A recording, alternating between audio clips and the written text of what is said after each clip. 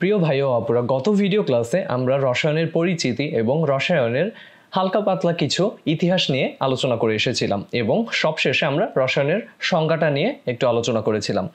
আজকে আমরা বিভিন্ন বিষয়কে রসায়নের দৃষ্টিকোণ থেকে বিশ্লেষণ করতে শিখব এবং তোমাদের বইয়ের টপিকগুলোতেই আমরা ফোকাস করব। প্রথমেই চলে আসছে যে কাঁচা আম টক, কিন্তু পাকা আমটা কেন মিষ্টি হয়, তাই তো? তাহলে রসায়নের দৃষ্টিকোণ থেকে যদি ঘটনাটা বিশ্লেষণ করা হয়ে থাকে, তার কারণ খুঁজতে গেলে আমরা জানতে পারবো যে এই যে যখন কাঁচা আমটা থাকছে তখন টক। আমরা আমের বিভিন্ন ধরনের জাত সম্পর্কে জানি, যেমন ল্যাংড়া, গোপালভোগ, মিশ্রীভোগ ইত্যাদি। তো এই আমগুলো যখন গাছে কাঁচা অবস্থায় থাকে তখন কি সেগুলো টক থাকে। এরপরে এগুলো যখন পেকে যায়, যখন খাওয়ার উপযোগী হয়, তখন মিষ্টি থাকে। এবং কেন এই ঘটনাটা ঘটছে, তার কারণটা কি আসলে? তার কারণটা হচ্ছে কাঁচা আমে বিভিন্ন ধরনের জৈব অ্যাসিড থাকে। তার মধ্যে উল্লেখযোগ্য হচ্ছে সাকসিনিক অ্যাসিড এবং ম্যালিক অ্যাসিড। অ্যাসিডকে আসলে দুই ভাগে প্রধানত ভাগ করা হয়ে থাকে, জৈব এবং অজৈব অ্যাসিড। তো তাহলে এবং এই জৈব এবং অজৈব কি জিনিস এবং অজৈব এবং জৈব অ্যাসিড কি জিনিস, সেটা নিয়ে আমরা পরবর্তী ক্লাসগুলোতে, পরবর্তী চ্যাপ্টারগুলোতে আলোচনা করব। এখন শুধুমাত্র আমরা উদাহরণগুলোতে একটু ফোকাস করছি। তাহলে কাঁচা আমে যেহেতু সাকসিনিক অ্যাসিড এবং ম্যালিক অ্যাসিড থাকছে, যেগুলো কি কাঁচা আমকে টক করে, কিন্তু যখন আমাদের কাঁচা আমটা পেকে যাচ্ছে তখন কি ঘটনা ঘটছে? এই সাকসিনিক অ্যাসিড এবং ম্যালিক অ্যাসিড গ্লুকোজ এবং ফ্রুক্টোজের সৃষ্টি করে, এবং অর্থাৎ এই অ্যাসিডগুলোর কি একটা রাসায়নিক পরিবর্তন ঘটে। রাসায়নিক পরিবর্তনের ফলে তারা কি গ্লুকোজে এবং ফ্রুক্টোজে পরিণত হয়, এবং এই কাঁচা আমটা এখন পাকার পরে আমাদের কাছে মিষ্টি স্বাদযুক্ত মনে হয়। তাহলে তোমাদের পরীক্ষায় যদি আসে যে কাঁচা আম টক কিন্তু পাকা আম মিষ্টি কেন, তার কারণ বিশ্লেষণে তুমি বলবে যে কাঁচা আমে যে জৈব অ্যাসিড থাকে, যেমন সাকসিনিক অ্যাসিড বা ম্যালিক অ্যাসিড ইত্যাদি, যার জন্য কাঁচা আমটা টক হয়। কিন্তু যখন আমটা পেকে যায় তখন এই অ্যাসিডগুলো পরিবর্তিত হয়ে রাসায়নিকভাবে পরিবর্তন ঘটে তারা গ্লুকোজ এবং ফ্রুক্টোজের সৃষ্টি করে। এজন্য আমাদের পাকা আমটাকে মিষ্টি খেতে লাগে। এই গ্লুকোজ এবং ফ্রুক্টোজ সম্পর্কে বিভিন্ন ফলে তোমরা এই উপাদানগুলো পাবে।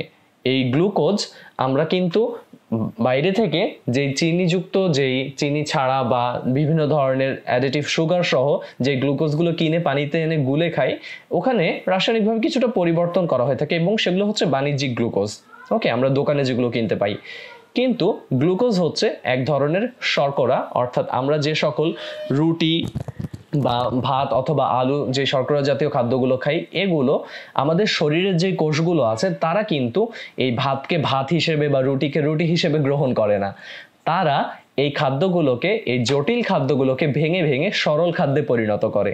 তো যখন শর্করা জাতীয় খাদ্য ভেঙে সরল খাদ্যে পরিণত হয়, সেটা গ্লুকোজে পরিণত হয়, এবং গ্লুকোজেরই আরেকটা ভার্সন হচ্ছে ফ্রুক্টোজ। তাহলে এই গ্লুকোজ এবং ফ্রুক্টোজের কারণে আমরা মিষ্টি স্বাদটা পাই। এরপরে চলে আসবে, আমরা এখানে দেখতে পাচ্ছি যে একটা কি কেরোসিন চালিত হ্যারিকেন। এই হ্যারিকেনে কেরোসিন বাতি বলা হচ্ছে এটাকে। এছাড়াও আমরা কুপি বাতি দেখে এসেছি অনেকে গ্রামে গঞ্জে। এই কুপি বাতিতেও কি ব্যবহার করা হয়ে থাকে? কেরোসিন ব্যবহার করা হয়ে থাকে। এরপরে আমরা দেখতে পাচ্ছি কি গ্যাসের চুলা বা গ্যাস স্টোভ, যেখানে ব্যবহার করা হয় প্রাকৃতিক গ্যাস, বা এখন বাণিজ্যিকভাবে বিভিন্নভাবে মডিফাই করে আমরা বাসাবাড়িতে যেই সিলিন্ডারের গ্যাসগুলো ব্যবহার করি সেগুলো। এরপরে আসছে মোমবাতি।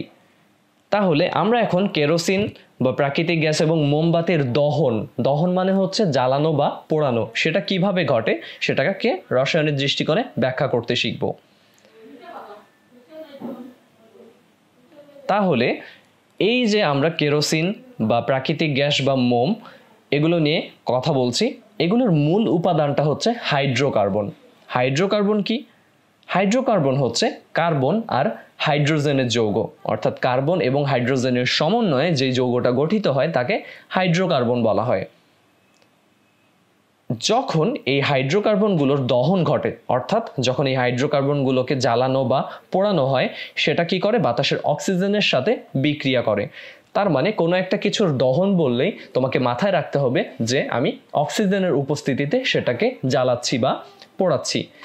তো যখন এই দহনটা ঘটে এই সকল জৈব যৌগের বা হাইড্রোকার্বনের, তাহলে কেরোসিন বা প্রাকৃতিক গ্যাস বা মোমবাতি তারা কি করে, এই অক্সিজেনের সাথে বিক্রিয়া করে কার্বন ডাই অক্সাইড, জলীয় বাষ্প, আলো এবং তাপশক্তি সৃষ্টি করে। তো এই কার্বন ডাই অক্সাইড এবং জলীয় বাষ্পটা হয়তো আমরা দেখতে পাই না, কিন্তু আলোটা আমরা কি দেখতে পাই, তাপশক্তিটা আমরা অনুভব করতে পারি। এখন এই যে কেরোসিন, প্রাকৃতিক গ্যাস বা মোমের দহনের ফলে এগুলো কি সবগুলো রসায়নের উপাদান। তার মানে কেরোসিনে কি থাকছে, হাইড্রোকার্বন মানে কার্বন হাইড্রোজেন থাকছে, প্রাকৃতিক গ্যাসেও তাই, আবার মোমের ক্ষেত্রেও তাই। তাহলে এই হাইড্রোকার্বনগুলো হচ্ছে রসায়নের যৌগ এবং এগুলোর যখন দহন ঘটছে কারা কারা সৃষ্টি হচ্ছে দেখতে পাচ্ছ, কার্বন ডাই অক্সাইড, জলীয় বাষ্প মানে কি পানি, তো আলো, তাপ শক্তি। তো আলো এবং তাপ এরা কি শক্তি, আর এদিকে কার্বন ডাই অক্সাইড এবং জলীয় বাষ্প তারা কি, তারা হচ্ছে রসায়নের উপাদান। এবং এই কার্বন ডাই অক্সাইড আর জলীয় বাষ্প বাতাসের সাথে মিশে যাচ্ছে, আর আমরা তাপ শক্তি আর আলোক শক্তিটাকে কাজে লাগাতে পারছি। মূলত আমরা এখানে কেরোসিন বাতির ক্ষেত্রে আলোক শক্তিটাকে ব্যবহার করি, প্রাকৃতিক গ্যাসের চুলার ক্ষেত্রে আমরা তাপ শক্তিটাকে এবং মোমের ক্ষেত্রে কি আলোক শক্তিটাকে ব্যবহার করে থাকি। তাহলে এই পুরো ঘটনাটা রসায়নের সাপেক্ষে এভাবে ব্যাখ্যা করা যায়। এরপরে চলে আসছে, এখানে আমরা একটা পাকস্থলীর ছবি দেখতে পাচ্ছি। তো পাকস্থলী যখন অতিরিক্ত হাইড্রোক্লোরিক অ্যাসিড জমা হয় পাকস্থলীতে, তখন সেখানে অ্যাসিডিটি হয়, এবং অ্যাসিডিটি কিন্তু বর্তমান সময়ে মারাত্মক একটি সমস্যা। এবং সাধারণত আমাদের শতকরা প্রায় 70 থেকে 80% মানুষেরই দেখা যায় যে অ্যাসিডিটির সমস্যা হচ্ছে। ভাজা পোড়া খাওয়ার ক্ষেত্রে বা বেশি যদি আমরা তেল জাতীয় খাবার খাই সেক্ষেত্রে অ্যাসিডিটির সমস্যাটা হচ্ছে। অথবা তুমি দীর্ঘ সময় যদি না খেয়ে থাকো, যে আমাদের অনেকের একটা বদ অভ্যাস আছে যে আমরা সকালে যখন ঘুম থেকে উঠতে দেরি করি তখন সকালের নাস্তাটা বাদ দিই, আমরা একেবারে দুপুরের খাবারটা খেয়ে ফেলি। তো ওই সময়গুলোতে অ্যাসিডিটির সমস্যা ঘটে। কারণটা কি, কারণটা হচ্ছে অতিরিক্ত হাইড্রোক্লোরিক অ্যাসিড।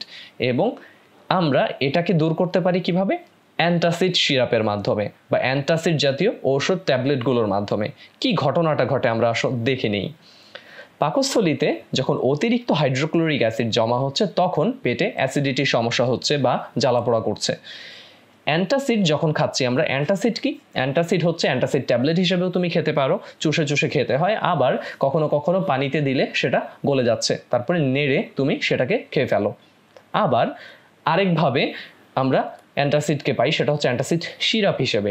অ্যান্টাসিড সিরাপে আমরা সাদা কালারের বোতলে যেই সিরাপগুলো থাকে, অর্থাৎ সিরাপটা দেখতে কি সাদা কালারের, চামচে ঢেলে খেতে হয় অথবা বোতলের ক্যাপে ঢেলে খেতে হয়।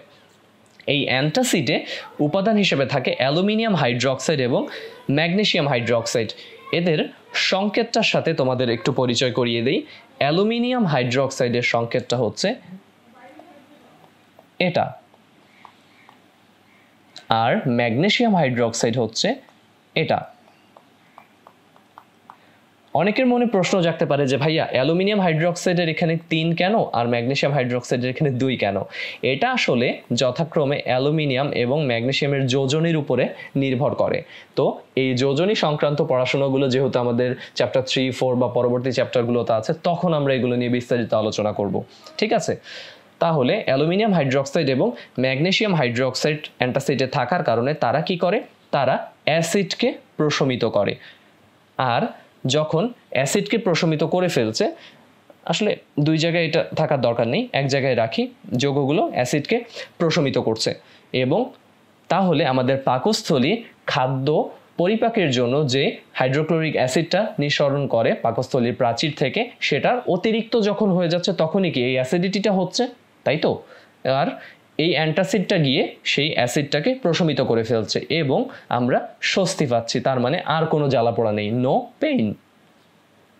তাহলে এই ঘটনাগুলো থেকে আমরা কি বুঝতে পারছি, যে আমাদের জীবনের প্রতিটি মুহূর্তে রাসায়নিক পরিবর্তনের সাথে কিন্তু সম্পর্কিত। তাহলে বিজ্ঞানের কিন্তু অত্যন্ত গুরুত্বপূর্ণ শাখাটি হচ্ছে এই রসায়ন।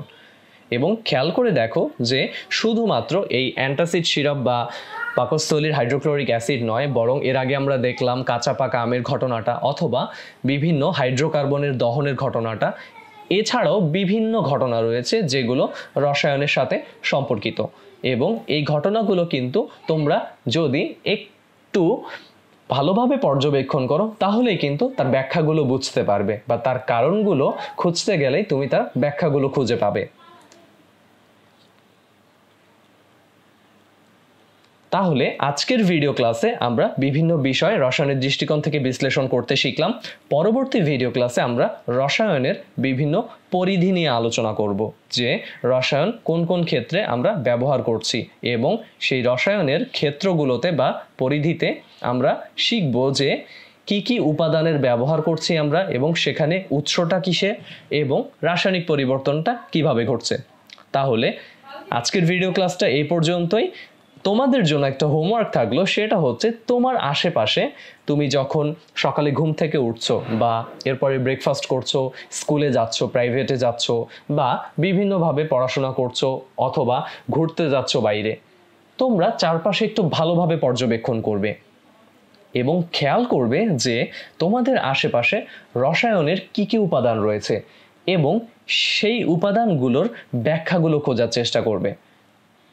তাহলে আমাদের আশেপাশে যে সকল ঘটনাগুলো ঘটে, এগুলো যখন তুমি পর্যবেক্ষণ করতে শিখবে, তোমার রসায়নের প্রতি আগ্রহটা বেড়ে যাবে, যে কিভাবে ঘটনাগুলো ঘটছে আসলে, কিভাবে তুমি বাসায় চিনি এবং পানি এবং লেবু ব্যবহার করে লেবুর শরবতটা বানাচ্ছ, কি তার ব্যাখ্যাটা, সেখানে আসলে কি ঘটনা ঘটছে। আবার শুধু চিনিকে যখন তুমি পানিতে মিশিয়ে ফেলছো, চিনিটা কই যাচ্ছে, চিনিটা কিন্তু তুমি আর দেখতে পাচ্ছ না। অর্থাৎ 2 চামচ চিনি যখন পানিতে আমরা গুলিয়ে ফেলছি, ওই চিনিটাকে কিন্তু আমরা আর খুঁজে পাই না। চিনিটা কি পানির মধ্যে হারিয়ে গেল? কি হলো চিনিটার? অথবা লবণকে যখন পানির মধ্যে গুলাচ্ছি, কি ঘটনা ঘটছে? আবার যখন তুমি ডিটারজেন্ট দিয়ে বা সাবান দিয়ে কাপড় পরিষ্কার করছো, তখন আসলে ফেনাটাই বা সৃষ্টি হচ্ছে কেন? এই ঘটনাগুলো তুমি অবশ্যই খুঁজে বের করার চেষ্টা করবে। তাহলে আজকের ভিডিও ক্লাস এই পর্যন্তই। পরবর্তী ভিডিও দেখার আমন্ত্রণ জানিয়ে আজকে এখানেই শেষ করছি। আল্লাহ হাফেজ।